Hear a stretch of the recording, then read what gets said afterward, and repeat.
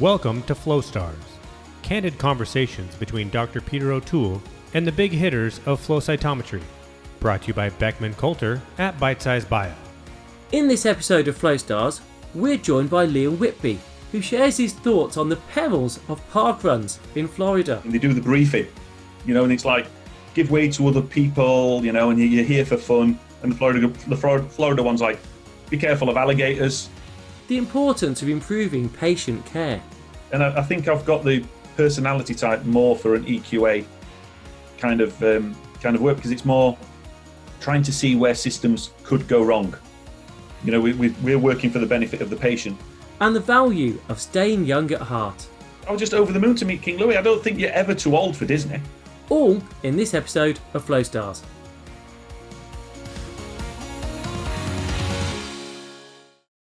Hi, I'm Peter O'Toole, and today I'm joined by Liam Whitby, who's Director of UK NEQAS. Liam, hiya. Hi, Peter. Thanks so much. I've known you for many years, coming to teach on the practical flow cytometry course up at York. But because I'm always teaching on the research side and you're always teaching on the clinical side, I don't think I got to know you until I was forced to sit on a plane in the freezing cold for about an hour with a plane that was never going to take off, even though I tried jump starting it several times. And only then did I really get to know you. I presume you remember that occasion. I'm unlikely to forget it. I think it's rather shameful that we were both we'd got front row seats next to the exit door, which was wide open at Leeds Bradford Airport, with the wind whistling in across the moors, and everybody else on the plane moved. And we were that wrapped up in conversation, we didn't notice until our hands started going numb that everybody else moved to the back of the plane. So yeah, I do remember it, yeah. We were chuffed. We were really, we can't believe we got front row seats. It was like, that was amazing. The seat number's number one. You think, wow, golden ticket. And then to get stuck like that. And they couldn't close the doors for health and safety. And it was rather chilly. Yeah, it was particularly cold, but the conversation just seemed to distract us all the way. I seem to remember we were just sat talking for sort of an hour, 90 minutes non-stop. And the time flew by. Yeah, until we could no longer talk. Teeth chattering in the freezing cold. The beauty of Leeds Bradford. But that was really good. So I think it's the first time we really did get to speak properly and learn more about yourself. But I never really asked you I think I got to know you, which hopefully we'll do throughout this and actually get to know you as a person. But I didn't really learn much about your science and what you actually do as a day job. So I know you're Director of UK NEQAS, but what is UK NEQAS? Yeah, good question. UK NEQAS is the UK National External Quality Assessment Service. So essentially, external quality assessment is that if you had a pathology test done in a hospital in, should we say, Brighton, and you had the same test done in a hospital in Glasgow, you'd want the same result. You'd want consistent results to come through. You wouldn't want one result to say that you're fit and healthy and the other result to say that you're quite unwell. And so external quality assessment monitors that. UK NEQAS is a group of about 20 different centres, each specialising in a different part of pathological science. So histology, genetics, reproductive science, microbiology, haematology, chemistry. And my particular area, UK NEQAS leukocyte immunophenotyping, we focus on hemato-oncology, molecular hemato-oncology, and on flow cytometry. So we run EQA schemes for that. We've got about 3,000 laboratories around the world that are doing EQA for various programs. Yeah, so it's called UK NEQAS, and yet it's certainly not UK. You may be based in the UK, but it is a worldwide endeavour. Yeah, it's. We're as an organisation, we're 51 years old this year. But back when it started, sort of back in 1969, it was very. The original founders were some great scientists, but they had a UK focus because there wasn't sort of international transit and things like that. So that's the name. Is just the name we've had historically. But yeah, we've got laboratories worldwide. I love the irony that it's 51 years old just, and if I'm recalling correctly, last week, Sunday ago, you may have been almost as old as NEQAS. Yeah, I was 50. I'm just so NEQAS started in 1969 and I was born in 1970. So yeah, I've just a little bit younger than UK NEQAS at 50 years old. So yeah. You were both probably thought of at the same time, though. Yeah, originally, yeah. Yeah, probably were. So you were there at the conception of NEQAS, at least, which is something. Yeah. So you're also president of NEQAS as well. So somehow you landed both roles simultaneously. And has that been done before? No, I don't think there's anybody else that's quite as stupid as to have done that. But yeah, as an organisation, there's 20 centres, and we are a registered charity in the UK. And we have a president who kind of represents the organisation and will help sort of set the agenda for the organisation moving forward. And I went for that post in 3 years ago to be elected, and I got the role, which was fantastic. I've done that now for 2 years, and hopefully I'll get another 3-year term at the next election to carry on doing that as well. So yeah, so I kind of got two jobs. One is actually running my own EQA service for flow cytometry and molecular hemato-oncology, and the other is assisting all the other EQA services and making sure that they run quite well. This picture here is not everyone. No. But a large portion of the NEQAS team. Is that across the country? Is that correct? Yeah, we have a meeting, or in the olden days when you could meet, we used to have a face-to-face meeting once a year, the annual consortium, to share details and things like that, because only people in EQA are interested in some of the EQA features, such as how difficult it is to get a sample of blood into Brazil. Nobody else really cares, but EQA people are passionate. You can have a 45-minute lecture on shipments into Brazil. And so all the different centres will send representatives, and that's about half of the UK NEQAS organisation there. The other half had to stay back in the offices and laboratories running the services. What are the biggest challenges for NEQAS currently? What's the challenge you're facing at the moment? In terms of our centre for flow cytometry, it's the reallocation of services and the centralisation of services, because flow cytometry is an art. I feel it's not like some. There are some different parts of laboratory science which we've got a high degree of automation. A lot of flow cytometry is still operator reliant, and because of that, there is a lot of variation. But at the moment, they're trying to centralise a lot of these services, both within the UK and internationally.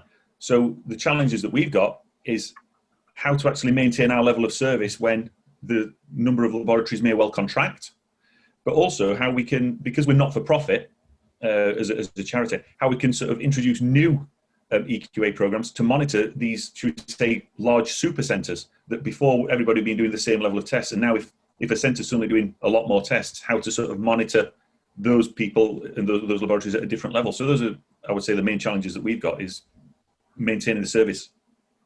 Now, so wearing my research hat, we do internal controls, we do repeat experiments and so forth.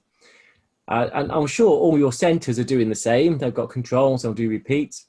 But then you'll compare results across centres, and you'll find that different centres come out with different results. If I remember in your seminar that I've seen you give in the past, correct. That from a research perspective, that's pretty scary, because I assume if I've repeated things, I publish it, it should be reproducible in anyone's lab. And yet I think comment on that. What's your thoughts around that? Yeah, my thoughts are that, and I've read several of your papers, and I've never tried to replicate them. But as you say, they're written so they can be. Yeah, it should be written so that it can be replicated somewhere else, and that can be taken forward. But the issue with the external quality assessment is we are comparing these. There's a lot of other things. So, for example, one issue we used to have, I'll say Australia, particularly. I won't talk about specific laboratories, but I will mention countries, for example. So Australia, with one of our assays several years ago, they always used to go out of consensus in November, December, and January. So they would be outliers. And it turned out, well, November, December, January, it's their summer. Temperatures were going up. The laboratory hadn't got air conditioning, something as simple as that. So working from your paper, depending on when they set their assay up, it would have worked. They would have replicated your method. But then as they're actually running it through the course of a year, there's all these little pieces of weirdness, changes in temperature, changes in sometimes changes in kit may well have the same thing. And it could happen that the laboratory, although they are supposed to validate it, they can be drift. You know, if you accept 2 SDs on a kit and then it's just inside, and you accept 2 SDs on the next kit and 2 SDs on the next kit, before you know it, you're here and you started off there and you've done nothing wrong. That's great. You know, the scientists have done a great job, but that drift over time, EQA will help pick that up. Yeah. I guess similar to when we QA our flow cytometers and microscopes, pretty much all our kit, try and encourage the team to always graph the results, because then they can see the trend. Because if they always compare back to the last week or the last month, well, that's pretty close. But you lose that long-term trend, that drift that can happen. I think if you graph it physically, you see that drift. Our top tip is to always graph your QA results over time. Absolutely. Graph everything. You can see the little things or little trends happening. So, like the subtle shifts drifting over time, or the sudden shifts. I've got one which is a wonderful graph, which is flat and suddenly drops. And it was the example was, we've got a new trainee in the laboratory who was supposed to shut the machine down quickly, and he found that a faster way to shut the machine was just to switch it off at the wall. See that coming. And so, but you coming in the following morning would have no idea that it wasn't shut down properly. Your results would have been out of consensus. But plotted that on a graph, caught it within sort of 2 days. You know, day one you think it's a blip. Second day you think there's a pattern. Thinking of turning things on and off very rapidly. What was your first cytometer? It was a BD fax scan using Consort 30 software, which was all number driven.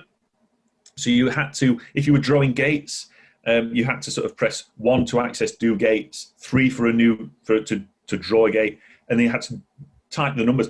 It became you were like a telephone directory when you wanted to do things. You were just sat there hitting numbers. So yeah, three color flow cytometer. Yeah, you see, I was used to the switchboard with the legacy MoFlow. And that was like a telephone switchboard. So you'd have probably just been ringing into me and I'd have been just changing the connections through. I love my legacy. I miss my legacy. So, yeah. The Astrios's Ace, it can be more flexible. But there was just something I always felt at one with the MoFlow, the original MoFlow. Yeah. Just, you could feel it. You could sense it. It's also though, and I'd say the fact scanning. It's like, and the stuff that we did then, we were at what we thought was, well, we were at the cutting edge. We were doing the work in the hospitals. But as technology's now moved on, and you sort of look back at what you originally did, and you think, yeah, I wouldn't do that today. We wouldn't work in those ways, and some of because the technology and the understanding of the field has moved on so much.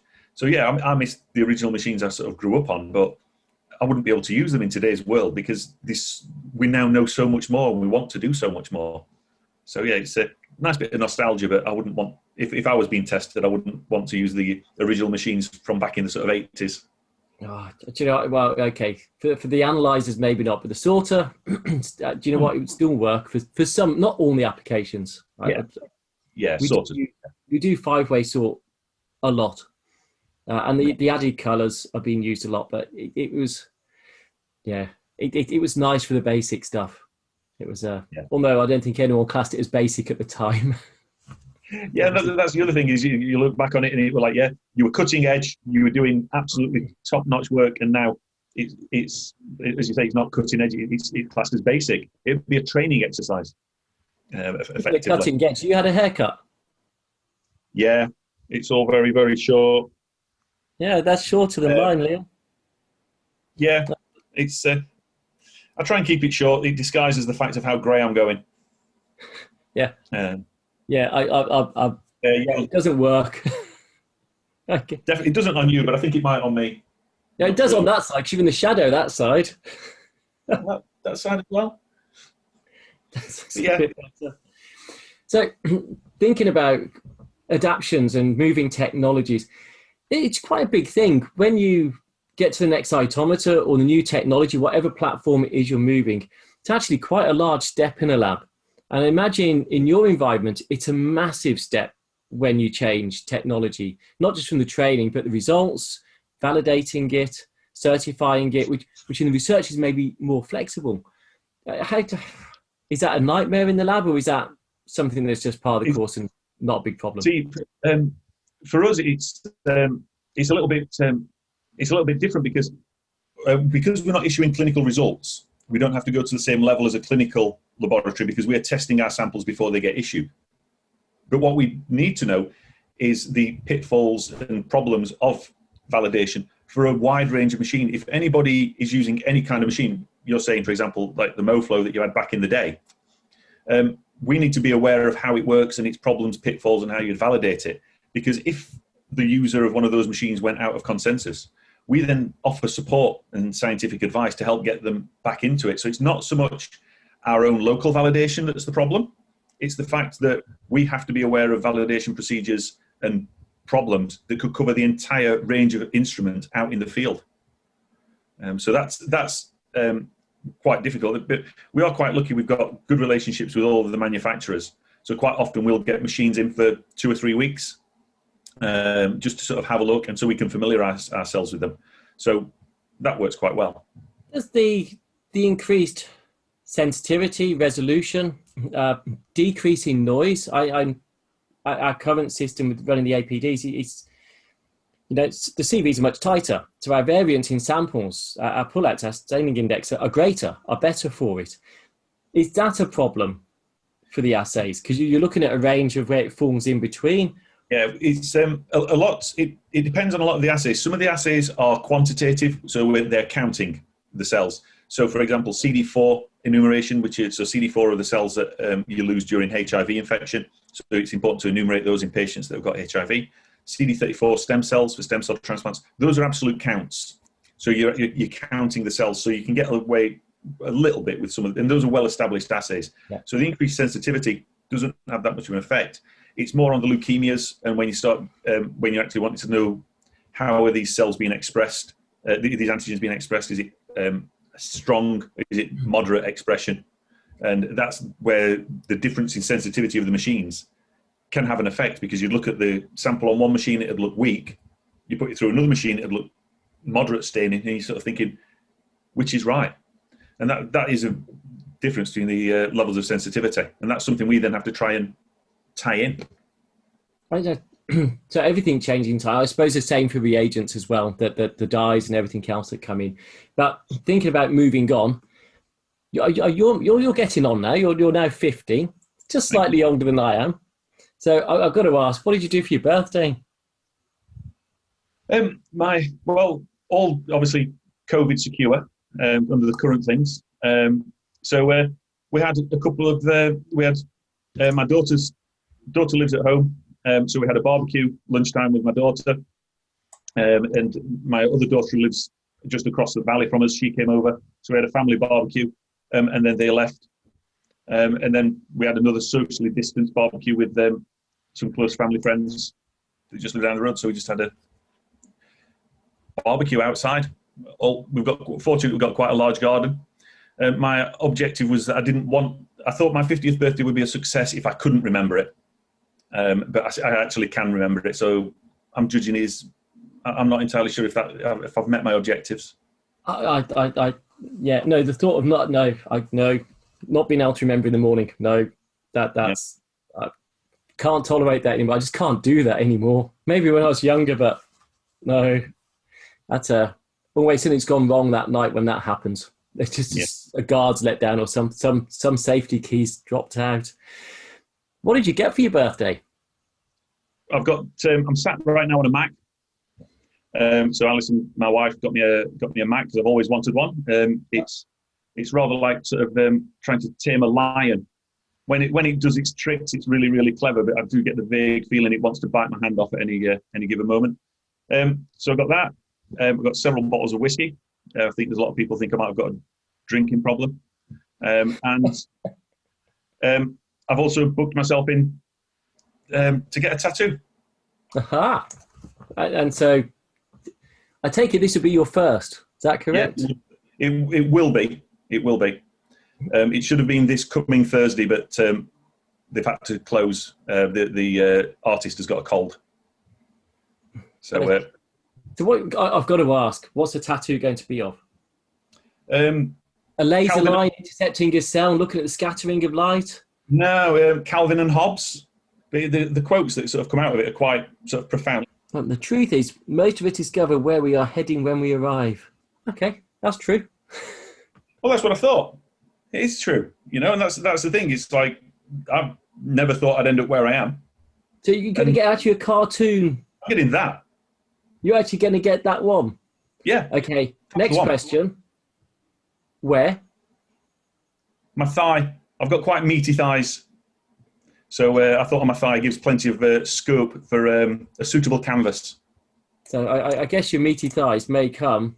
What sort of run is it? So that's park run. Saturday morning 5K. Do love park run. They're sort of phenomenal getting out and keeping fit. And that's at, very much it's a worldwide thing, I think, isn't it? Park runs, but it's 5K. You just rock up on a Saturday morning at 9 o'clock. There's a 5K circuit. You have a barcode, and someone records your time. So, what is your PB then? 23 and a half. So 23 and a half minutes, which is good. For me, it doesn't put me anywhere sort of close to the front, but I'm quite happy with it.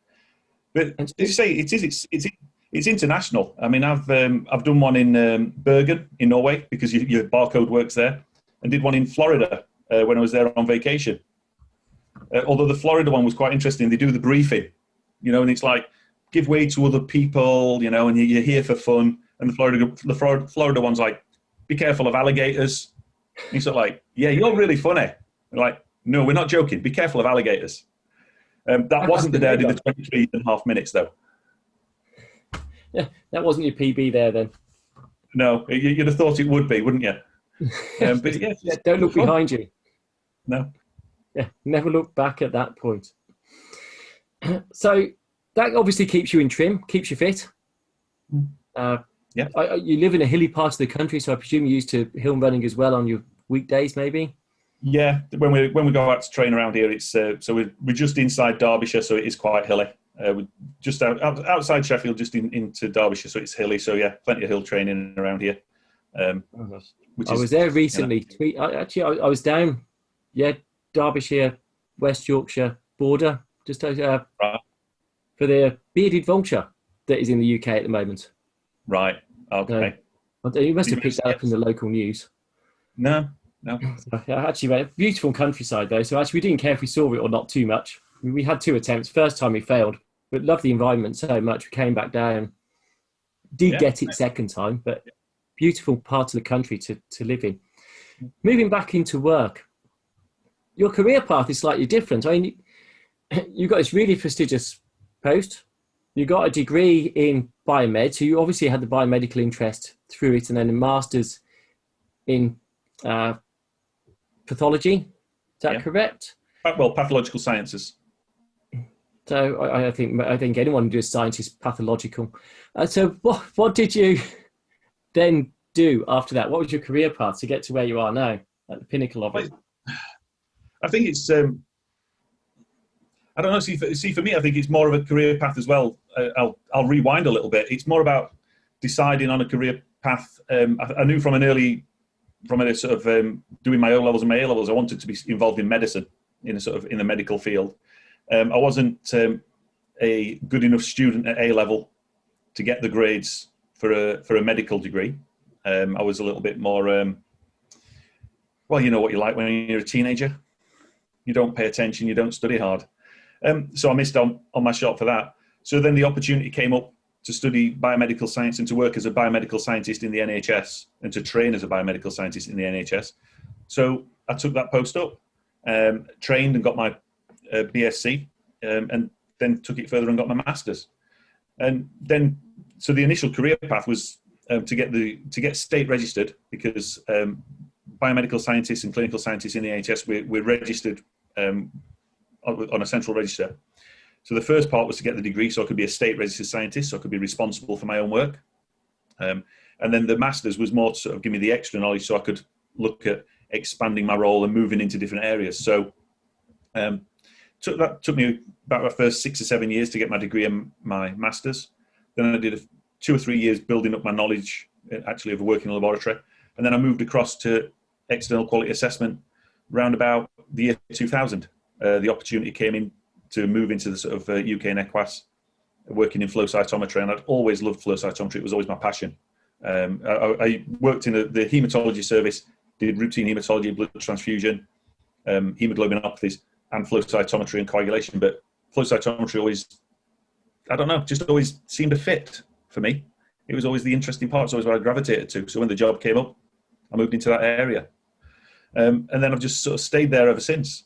And I think I've got the personality type more for an EQA kind of work, because it's more trying to see where systems could go wrong. You know, we're working for the benefit of the patient to make sure that the patient gets the best results. So it's looking at the testing system and thinking, let's just check that that works okay. And so it gives you a different mindset. You see a piece of kit, you see an assay, and you think, where could that break? And it's sort of making sure that there is that resilience there to sort of give confidence in the test. So I think it fits my mindset, and I've just kind of stuck in that. Stuck at UK NEQAS, and kind of as time's gone on, I've worked and progressed through the organisation as we've grown as well. When I started, there were 3 of us working there, and I was number 3 in the sort of hierarchy. Now we've got a team of over 20 in Sheffield, and I've managed to sort of progress up. So, what have you found at work the most challenging time in your career? Can you think back of what you found, or something that you found really challenging, difficult period? There's been several times I'd class as challenging. Besides this recording, besides this interview, I mean, obviously, COVID's, this is sort of fairly wild at the moment. But before that, I mean, I also work with Alison, who's my wife. We actually met when we were both training. She then went to work in the blood transfusion service. I worked at NEQAS, but then a post came up at NEQAS and she applied and got it. So we worked together. So it's that's been quite good. And we do, because you're not saying working with Alison's the most challenging thing, no? No, it's not. We started off as laboratory partners, so it's quite natural for us. But when Alison got ill, she had a severe illness. She had breast cancer a few years ago. That was challenging for me, because every day she was going through what she was going through, and I was still having to turn up to work and do the job and actually keep things running. So personally, that was the most challenging time for me. How did you balance that? Sorry?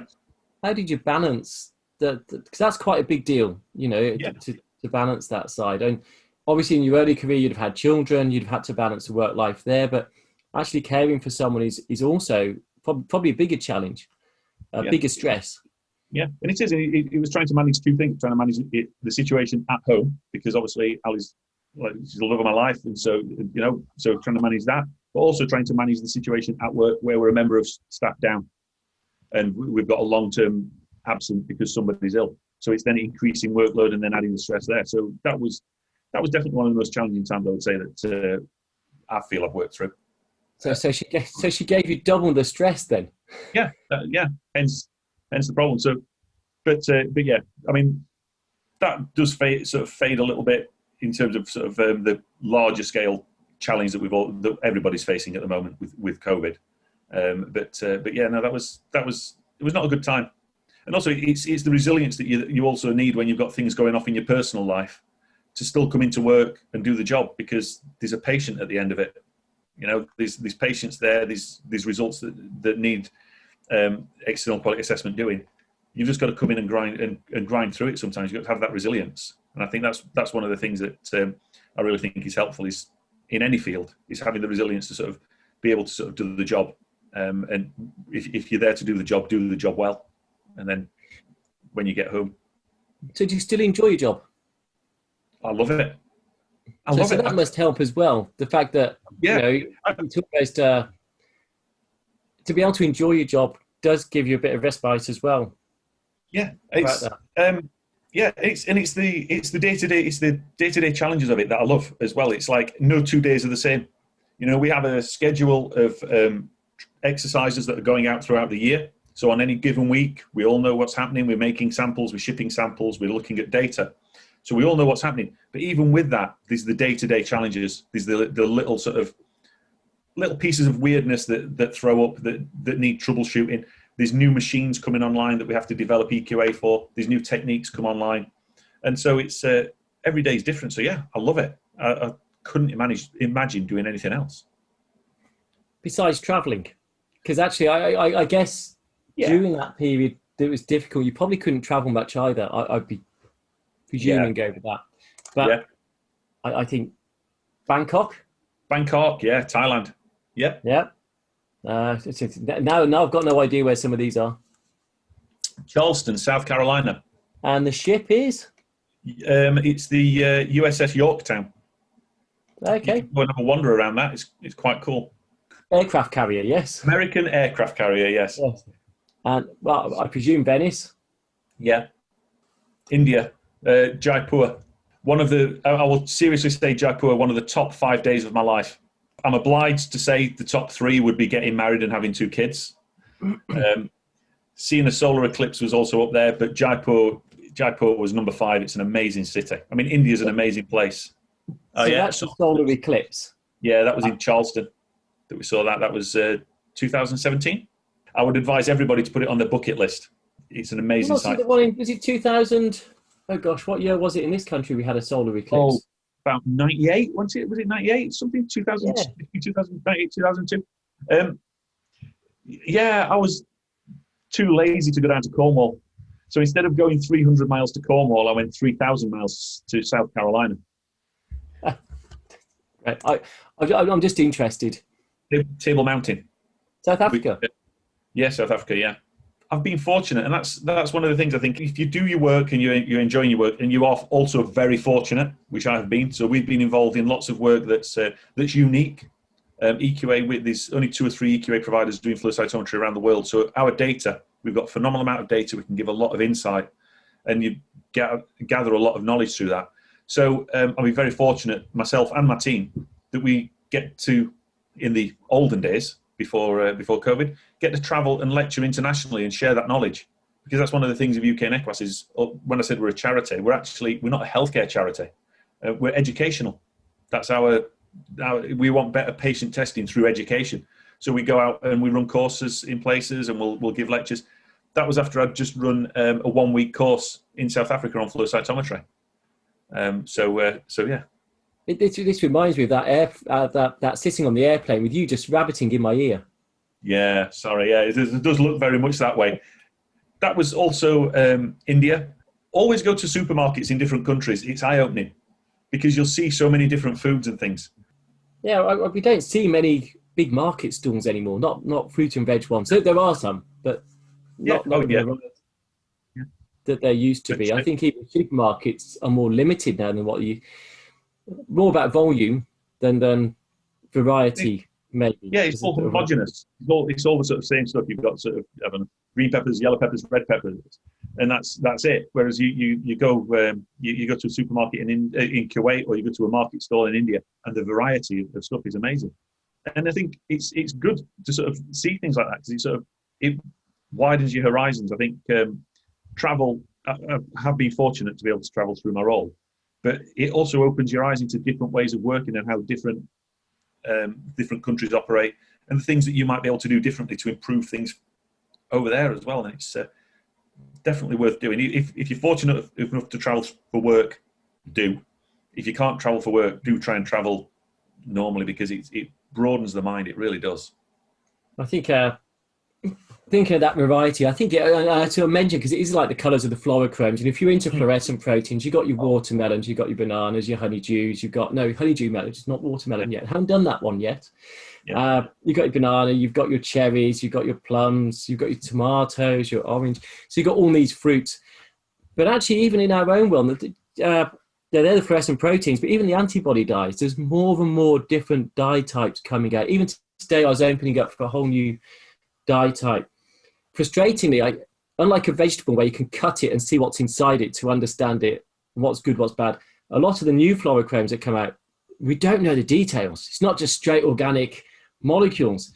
And there's a lot of proprietary information. I'd love to know more behind what's the scene. And Yeah, there's a lot hidden that they never used. But I remember Oregon Green's Electra dyes, when they came out, they were published. Yes. Not so much the case at the moment. No, and I'm assisting a couple of Italian colleagues. They've written a book on flow cytometry, and it's got an extensive section on the different dyes. And they've asked me to proofread it as a native English speaker. So I'm doing that for them. And the number of dyes in there where they go into great detail is phenomenal. It's a really good book. But then there are other dyes where they just say the name of the dye, say the structure is unknown at this time, and that's because the manufacturers have obviously discovered the molecule and patented it. Which is good. Obviously, I'm in favour of intellectual property, but it can lead to sort of unknown effects if you don't know if you don't know if it's a positive or a negatively charged fluorochrome. That can have an effect on some of the assays that you're going to run straight away. It does mean we need to do more control experiments, more pilot experiments to see what else they could be used for, because it's just tied up in that. But yes, for us, the big thing is we're getting better dyes and more options, and that's a good thing. I think it's been great. You know, I think 10 years ago, flow cytometry wasn't going forward at a rapid pace. Dyes were trickling out, and it's probably the colors that were helping, but actually the technology is now really blossomed. We got far more lasers, detector types are changing. We've got more colors, even new approaches, removing colors in some cases. Yeah. But wow, it's exploded. And so much. And actually, it's quite hard to keep on top of everything, which is why actually the publications helped keep on top. Yeah, I mean, that's it. Publications are the key. I think is always sort of read as much as you can is always the thing, is sort of try and, I mean, I'm fortunate in that I'm a peer reviewer for several journals. So I do get to see pre-publication papers in terms of things that are current. But as well as that, sort of reading the latest papers and things along those lines is very important. But it's good because there's lots of apps and things out now that'll. You introduced me to one of those apps actually, which has been really useful. Yeah, well, you put in a couple of keywords. So if you're interested in flow cytometry, you put that in. If you were interested in malaria, you'd put that in, and it will automatically search the internet and populate your phone for you with brand new papers on a daily basis. Email on a monthly basis, or when a new publication in that area pings straight in. Yeah, it's superb. It makes the sort of days of going down to the library and sort of going through the shelves and pulling out the bound journals and scrolling through them. I mean, I look back on those days with a little bit of fondness, but I don't miss them. Just having it pinged on my phone and say you've got a new paper is like, yep, that's great. I'll read that. It's much better. So thank you for that, because I did pick that up and I did adopt that. Yeah. The other thing that you actually introduced to me was Tiger Stripe coffee, which it was your birthday. You came up to teach on York, and for a birthday present, you gave me on your birthday a bag of coffee beans, which is Tiger Stripe, and actually I froze them, so I'll have them very occasionally. It's more robust than my normal. Oh, yeah. But no, I saved it for today to celebrate your birthday. So cheers, Liam, for your birthday on that. Thank you. Cheers. Yeah, I've finished my coffee, so yeah, cheers. It's a good afternoon coffee, that one. Oh, look at that. Always have to outdo me. Go on, get your glass up. Your glass is... I so wish. Do you know, I've got a mini one of these as well. I should have had that. We could have kept going. Yes. You know, with caffeine, I've been addicted to caffeine 3 or 4 times in my life, and each time I've come off it through cold turkey or gently weaning myself off. I'm addicted to it again right now, and I'm going to ride it all the way through for the next sort of 50 years. I'm just, I'm giving in. I'm a slave to it. So actually, I'm similar to you. I'm a strong decaf person, and then ride it on those occasional days where you really want to ride it. But those days seem to be more and more frequent of needing to ride it. So it's the thin edge of wedge is already in my door. I'm already moving towards. But it's a great coffee, so thank you. I do prefer blondes for beans, but actually for an afternoon, blonde doesn't hold up. This holds up really well. So on the days where I'm brave enough to have more than something in the morning. Yeah. Well, I was going to bring you some more, but obviously because the RMS course, it's a great course, and look forward to it every single year. That's why, I mean, usually I will say last year was the first time I'd ever worked on my birthday in my entire career. I always take my birthday off as part of my annual leave. But last year when I was asked to talk on the RMS, I came up and lectured because I think it's a great course and it's an honour to be asked. But I thought, yeah, I've got to get you some beans. And I'd have got you some this year, but obviously the course had to be delayed. But that's fine. I'll bring you some next year. I'm looking for to get this and make sure it's next year. Well, it makes it, at least it keeps my name on the sort of list of lecturers as well. That's probably the only thing that's keeping me there. No, the course feedback's always excellent, and that quality analysis side is really essential for the clinical sessions of that course. So we've gone to sort of challenging times. What about a career highlight for you? I'm not talking about your grey hair as a highlight. Yeah. I'm talking about your career highlights. For me, it's sort of when we're sort of delivering and improving the services. So I mean, for me, one of them. So in terms of NEQAS, looks at immunophenotyping was we introduced a new program, and I sort of looked at all the scoring systems, how we monitor performance. And at the time, we had 15 different programs, and we had 14 different scoring systems. And so one program, if you scored 0, you were perfect. And then in another program, if you scored 0, you were really out of consensus. And the problem is that laboratories could be in both programs. So they get, on one hand, 0 is bad, on the other hand, 0 is good.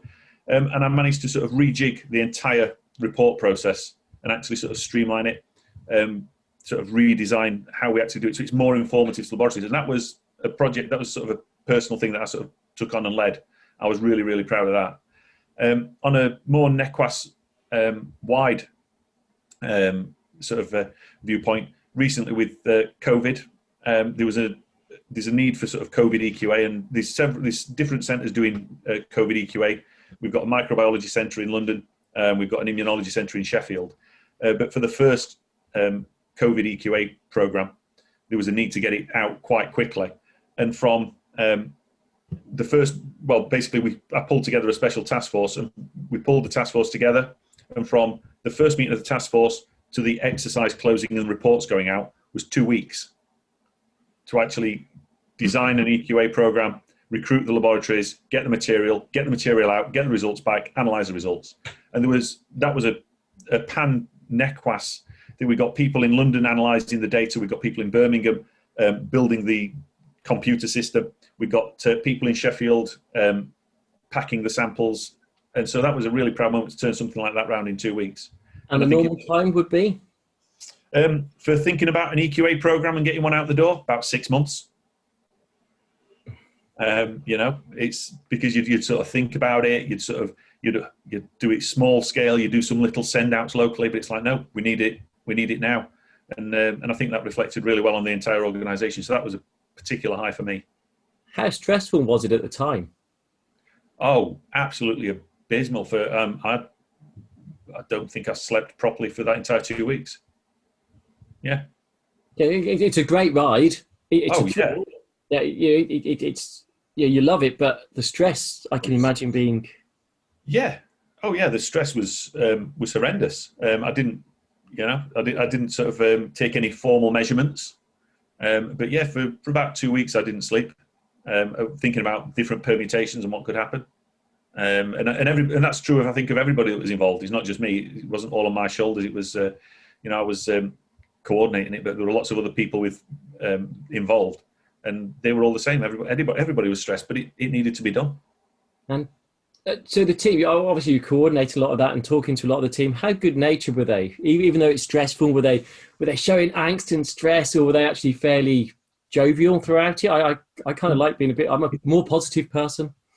I think the vast majority of the times it was, people were jovial. We've got a mountain to climb, and on the rare occasions when people would sort of get a little bit deflated, the rest of everybody else could sort of pick them up a little bit, and we could get through it together. It was all about teamwork and everybody being there for each other. So yeah, it was stressful. There was several sort of stressful emails and phone calls and things, but those were the exception and not the rule. I presume that so COVID was obviously is an exception, and that intensity. But there must be times in work that's not that uncommon, where there's crunch points where that type of feeling comes about. Oh yeah, that's very true. There's lots of sort of different crunch points that we have in terms of, we've got a very fixed schedule that we have to sort of stick to in terms of getting the samples out and getting the material out, getting the results back.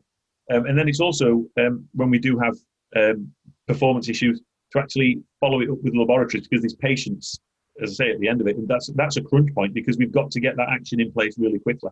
And that can be quite stressful to sort of get that delivered to actually improve patient safety and improve the quality of the results. Yeah, which is a big responsibility. So when you get home at night, how do you wind down? Do you watch a TV? What would you rather do, book or a film? It depends on my mood. Most often it'll be a film. I am trying to read more because I think, again, reading anything, I think, is just good. You take things in. So I set myself reading challenges quite often as one of my New Year's resolutions. Quite often tend to be reading challenges. So I prefer to read, but I'm fundamentally lazy. So more often than not, I'll watch a film. So TV or a film? More often than not, TV. Various TV series. If you're going to sort of say what kind of thing, I'll be honest, and you could see it on the picture of me running. Superheroes, Marvel is my predominant thing. So the Marvel TV series, the Marvel shows, Marvel movies. Yeah, it is me. I mean, on one hand, it's a little bit sad for a 50-year-old guy to be running in a Captain America top. But on the other hand, there's the 12 and 13-year-old boy who got sort of bullied at school for liking comics. You know what? It's my time. I just thought you looked marvellous. Thank you. Yeah.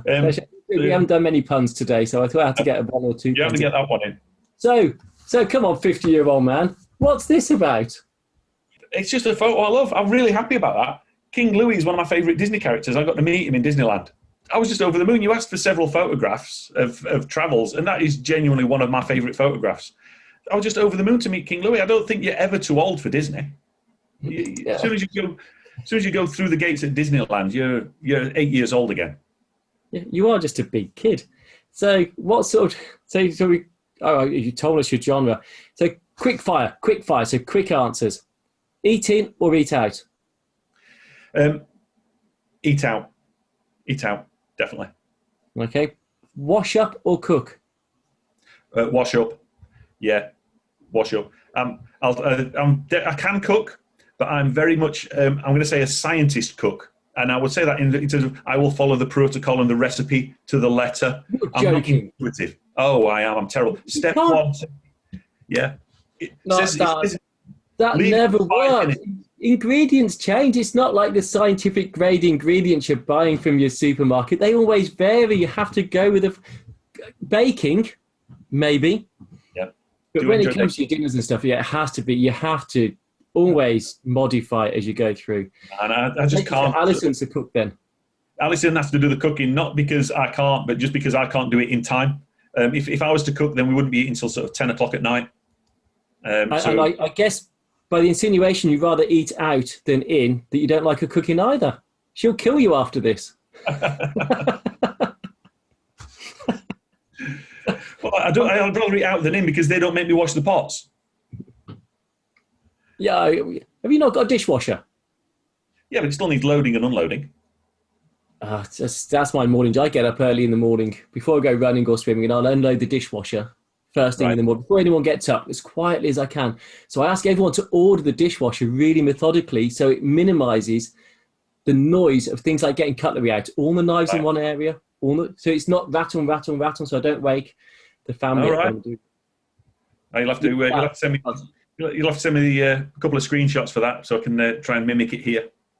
Yeah, it's a bit OCD maybe the way I want it loaded.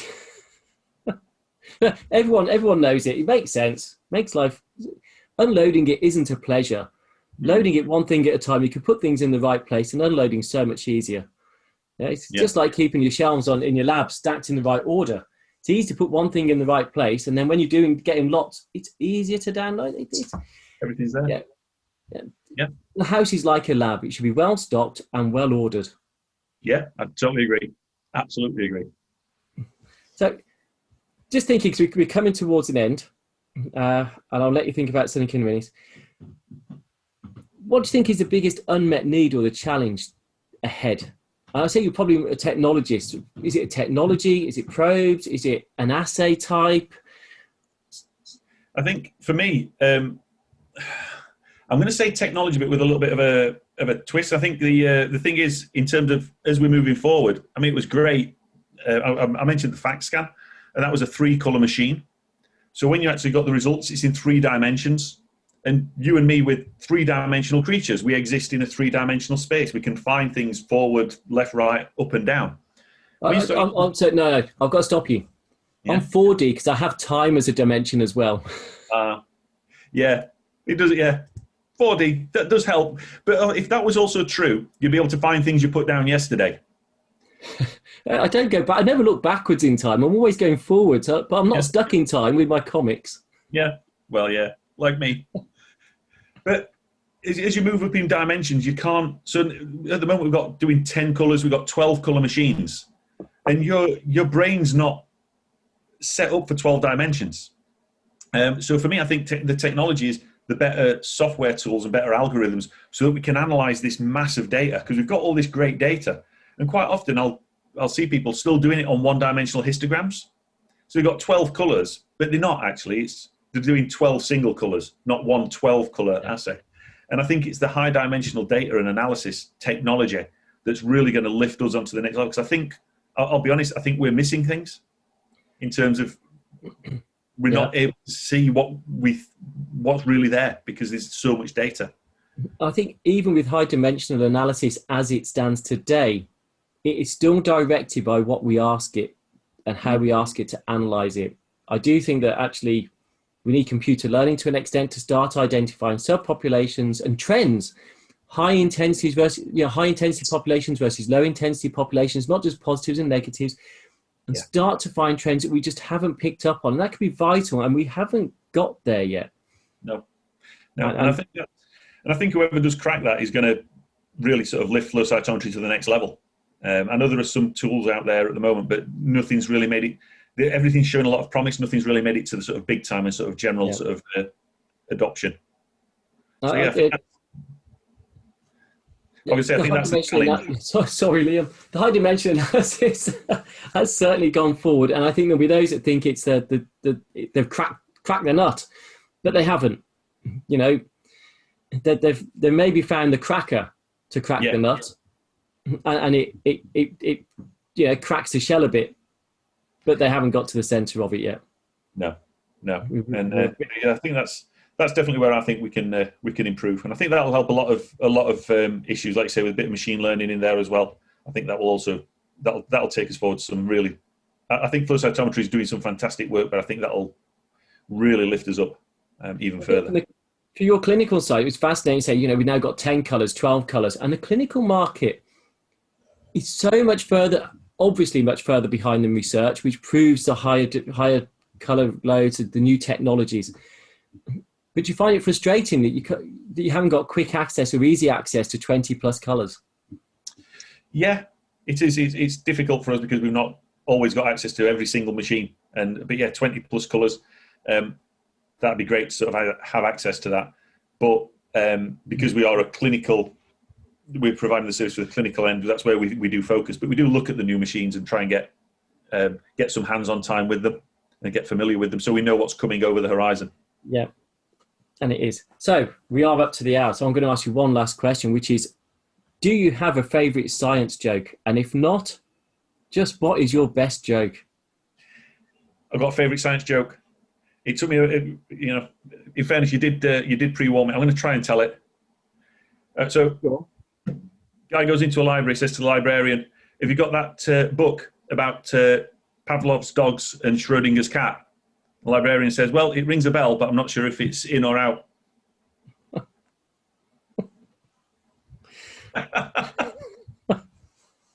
That is epic. That's so bad. It's epic.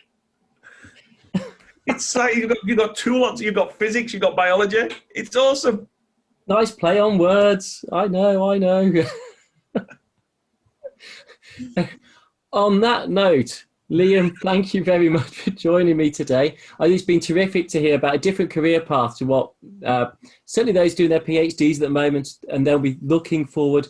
It is a different career path. It's equally rewarding, maybe even more rewarding for some people, if that's very right. And you're actually having a direct impact in a clinical, medical environment.